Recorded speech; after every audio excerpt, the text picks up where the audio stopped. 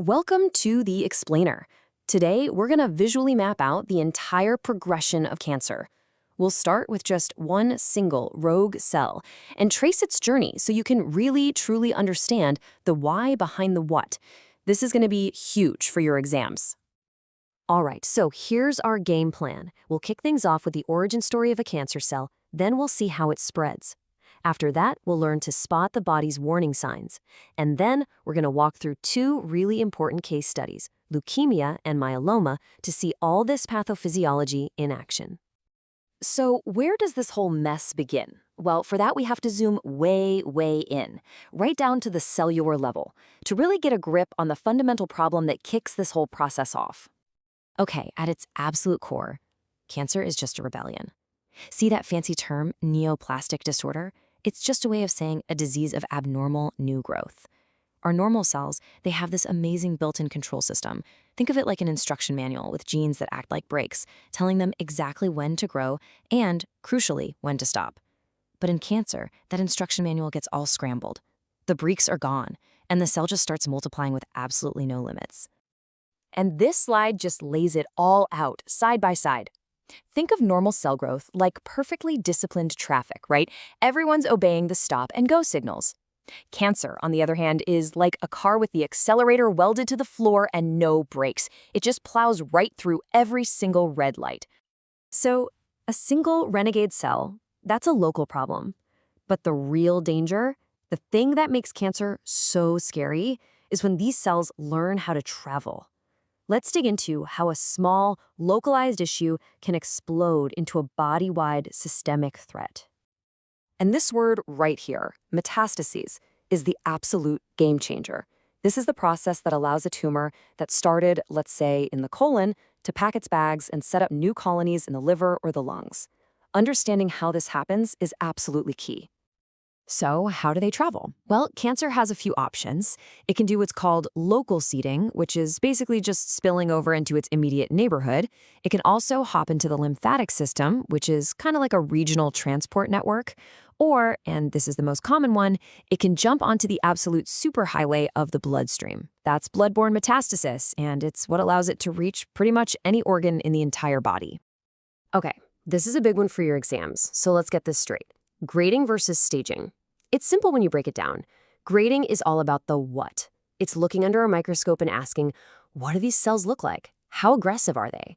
Staging, on the other hand, is about the where. It's asking, where has this cancer gone? How far has it spread? So grading is cellular, staging is clinical. What versus where? Got it?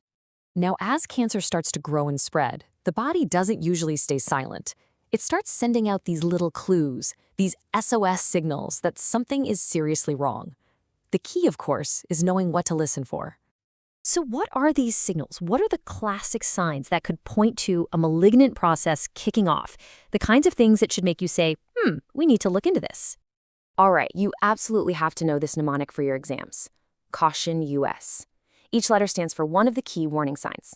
Think about it. A change in bowel habits could be a tumor messing with the colon. Unexplained weight loss can mean the cancer is just hogging all the body's energy. This is your go-to checklist for early detection. Now let's move on from these general signs and see how a specific cancer causes its own unique brand of trouble. Okay, time to put all this theory into practice. We're going to trace the pathophysiology of a hematological cancer, leukemia. Let's do that visual walkthrough, step by step, to see how this disease progresses inside the body. With leukemia, the crime scene is right here, the bone marrow. You know, the body's amazing blood factory. But something goes wrong. Instead of producing healthy, mature white blood cells that are ready to fight infection, the factory goes haywire. It starts pumping out this massive flood of useless, immature cells that we call blasts. And this is the cascade of events. Just picture that factory floor again. It gets so overrun with all these faulty products, these useless blast cells, that there's literally no room or resources left to make the real stuff. These blasts just multiply and multiply, crowding out all the precursors for our healthy red blood cells, our platelets, and our functional white blood cells. That crowding out effect, that is the key mechanism of leukemia. So, when you see a patient who is exhausted, bruising easily, and getting sick all the time, this is the why that your brain should immediately visualize. Why are they so tired? Anemia. There's no room to make red blood cells. Why are they bruising or getting nosebleeds? Thrombocytopenia, no room to make platelets. And why the constant infections? Leukopenia, because even though their total white count might be sky high, the functional, mature infection fighters are gone. Every single symptom traces directly back to that crowding in the bone marrow. Okay, let's trace another critical pathway. This time we're looking at multiple myeloma. Now, this is another cancer that starts in the bone marrow, but you're going to see its method of attack is totally different. In multiple myeloma, the villain of the story is the plasma cell. A malignant clone of these cells starts multiplying like crazy. But, and this is the big difference, unlike leukemia's simple crowding, the main attack in multiple myeloma is the active destruction of bone. So the cascade here, wow, it's like a multi-front attack. First, the malignant plasma cells invade the bone marrow, and they literally start eating away at the bone, creating what we call lytic lesions, basically holes. At the same time, they're producing this toxic protein called Benz-Jones protein that goes and clogs up and damages the kidneys. And on top of all that, yeah, they also crowd out the production of healthy blood cells, just like in leukemia. And this explains everything. This is why your myeloma patient comes in with terrible bone pain and kidney problems. The bone destruction directly causes that severe pain. It causes fractures from minor bumps, and as the bone dissolves, it releases calcium into the blood, causing hypercalcemia. That flood of Benz-Jones protein, it leads straight to kidney failure. And of course, the bone marrow suppression gives us that familiar trio: anemia, bleeding risk, and infection risk. See, it's a direct, logical line from what the bad cells are doing to the symptoms you see in your patient. So if you take one thing away from all of this, let it be this: trying to just memorize a giant list of symptoms is tough, and frankly, it's inefficient.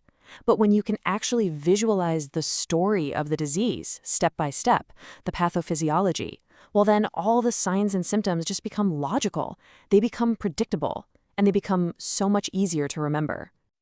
So I'll turn it back to you. Now that you can see the path, can you anticipate what your patient needs? For that leukemia patient with their marrow totally crowded out, what's your number one concern? It's going to be infection and bleeding, right? And for that myeloma patient whose bowls are literally being destroyed, what do you need to protect? Their skeleton from breaking and their kidneys from failing? This is where understanding the why becomes a superpower. It lets you get ahead of the problems before they even happen.